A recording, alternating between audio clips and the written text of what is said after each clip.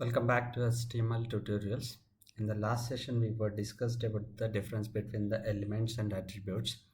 In this session, we'll discuss about how we can apply the styles to HTML tags and how we can format the text which we write in the web page.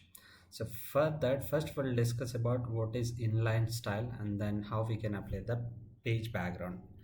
So for that, I'm going back to the code. So in this code, we have written a style for the table, and now we'll write some style for this paragraph. Now for that, we have to write an attribute name as style equal to. So there is a color attribute is available. Now in the last session, we selected some indigo color. So you can choose any of these color, or you can take from the HTML color code and you can apply that color code also. We have direct color names and we have a color codes also. We have RGB color codes. For example, you don't have a color, you have a color which doesn't have a specific name and you want to pick from the color picker, you can able to pick from the color picker as well. So like this, you can see when you apply that and you can see color equal to RGB, and this numbers also available here.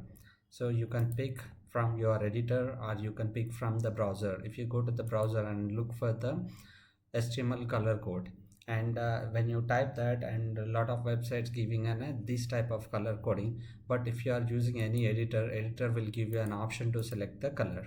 So every style will have a property. The property should be color. Here it might be different, maybe when you are writing for the font and when you are writing for any of the width related, height related, yes, this is the property and this would be the value. Remember that when you are writing the style, and you can write like this, you can use this one, and after this one also, for example, I have written something and I want to write one more property, and one more property I want to apply to that particular paragraph.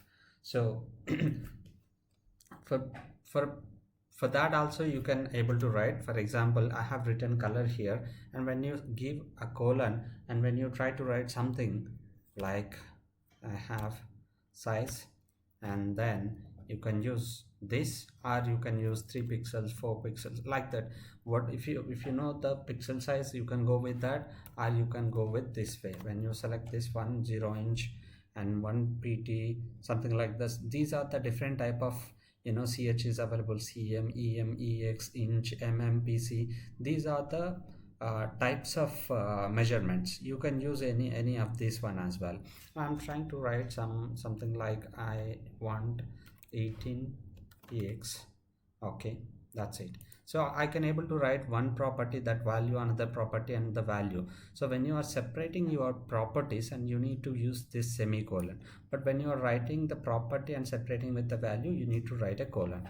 So once it is closed, and you can close with the single quotes or double quotes, we discussed in the last session, and these attributes have single quotes or double quotes when you are writing the values. So now we'll see what happened when we write this kind of style and when we apply to that particular web page.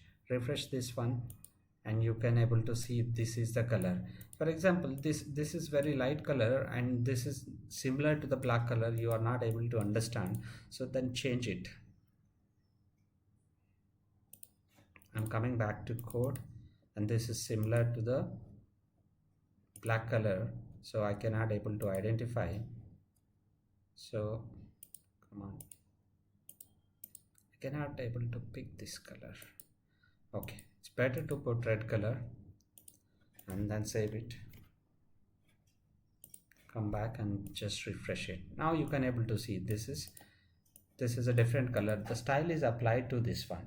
The same way we can able to apply the color for complete body section as well. So for that we can write a style on the body. So I'm coming back to this, and I have this body section. Just give a space and write style, and then I'm trying to apply some background color.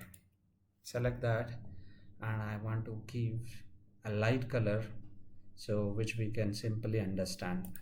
Okay, I selected that. Save this, come back to the browser, refresh this one. See, this is completely applied to the body. So this way you can apply the background color of the page and you can, when you apply the background color of the page, it completely changes on it. So we have the headers as well. We already applied for the text colors also. So there is a font size also we have applied on it, but it's not showing properly. We'll change that. Now instead of writing this size, now we used some font, so we'll change this one into font size.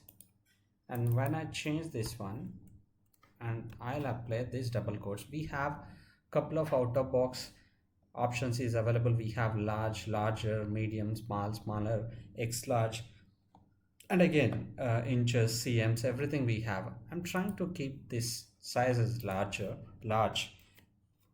Refresh and come back. Now see, the changes happened. Now we can able to change the font size as well, and also we can able to give, instead of this large, larger, we can give a percentage as well. Now I want to give 200%. So 200 pixels is available, and we'll use this 200 pixels, and then one more additional semicolon is available here. Remove that one, change, come back, just refresh this one. See, this is changed. Now I don't like this. We'll give 500. Is it applies? We'll see that. Now it's not saved.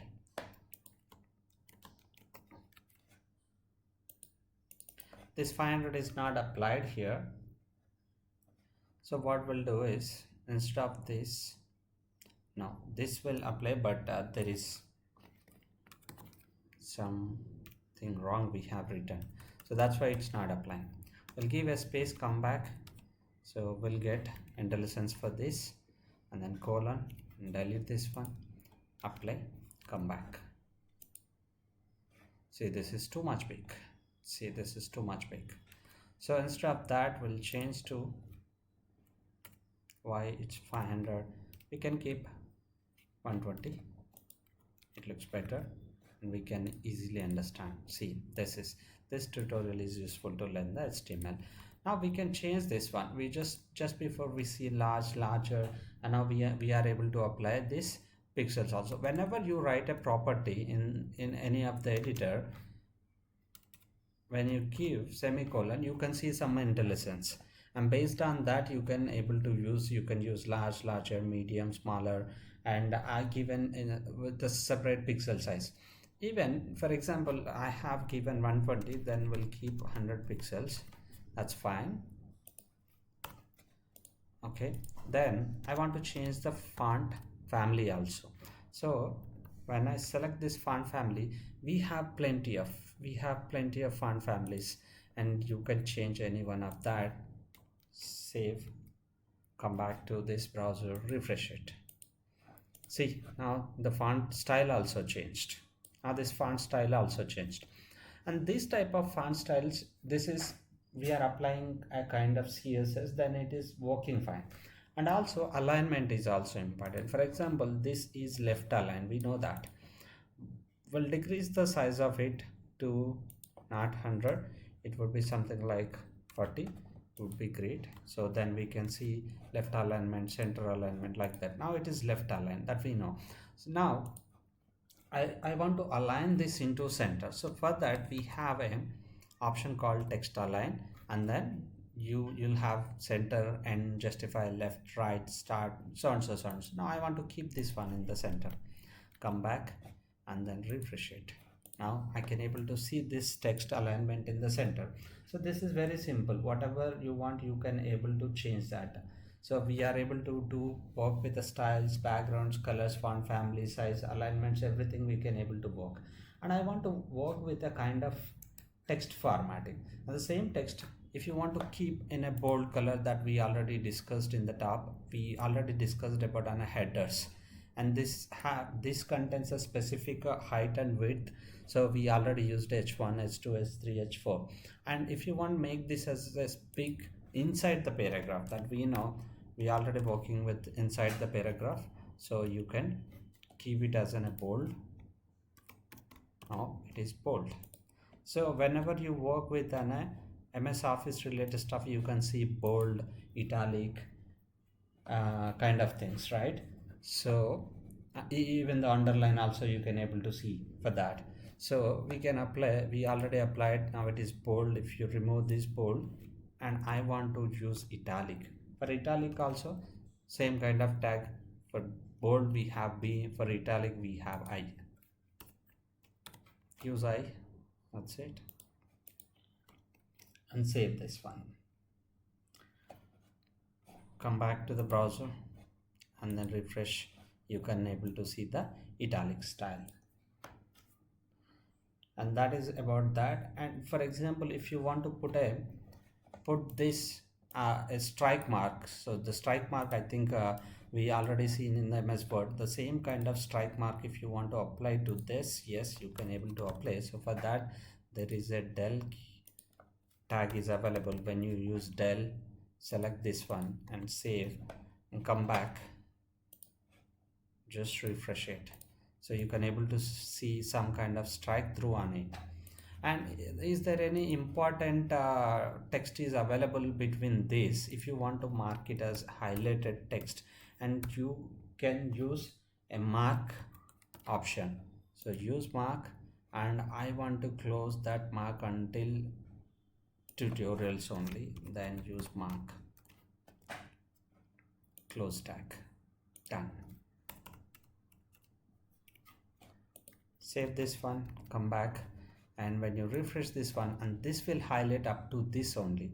Of course you can use, instead of this also you want to keep this for only tutorials, you want to do that, yes, that is also you can able to do. Just cut and paste this one here. Now this mark is applicable for only for tutorials, not for other things. So you can come back to browser, just refresh it, see, for tutorials only it is highlighting.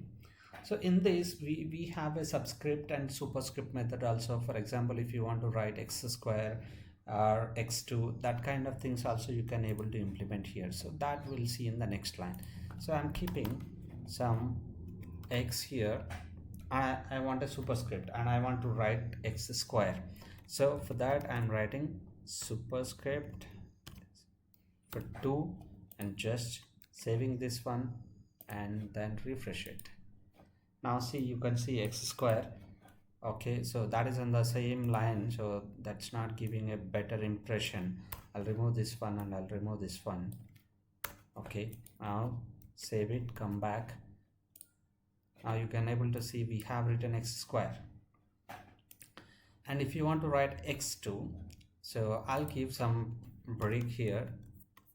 We know break will get it into a next line.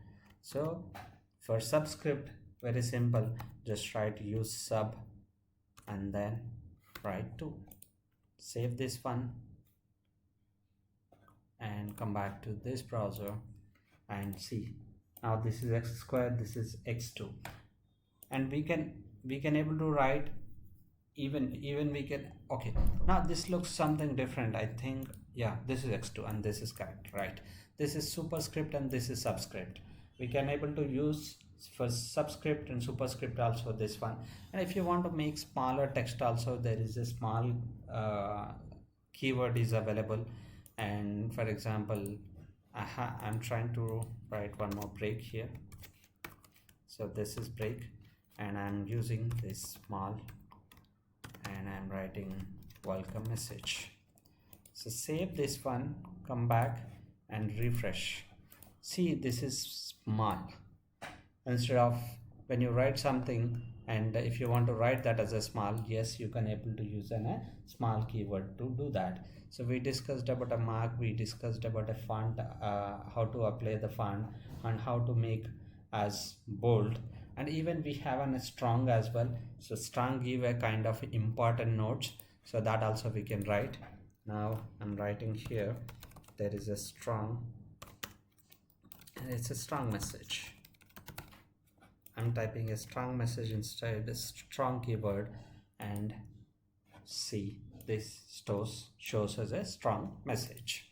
So we discussed about a couple of elements, that how we can format the text and how we can apply the styles. Even styles have more options, but we need to remember when we are applying the style on the CSS, that is different. We are calling the elements, we can able to call the classes, we can able to call with the IDs, and we can apply the CSS. That will discuss what are the selectors are available inside the HTML, how we can use that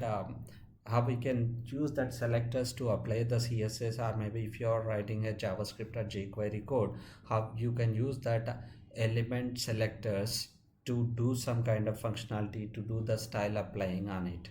So that's it for this session, and we'll discuss more in the next session regarding how we can put the colors and CSS, images and lists. Those things we'll discuss in the upcoming session. Thank you.